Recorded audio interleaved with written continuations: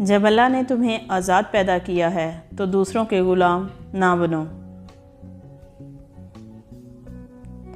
اللہ سے ڈرو اور تمہیں کسی اور سے ڈرنے کی کوئی وجہ نہیں ہوگی۔ ہمارے دشمن یہودی یا عیسائی نہیں ہیں، لیکن ہم خود اپنے دشمن ہیں۔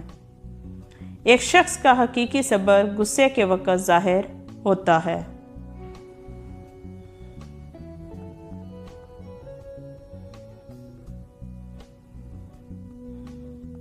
اس زندگی کے لیے ایسا کرو جیسے ہمیشہ کے لیے زندہ رہو، اور آخرت کے لیے ایسے کرو جیسے ابھی مر جانا ہے۔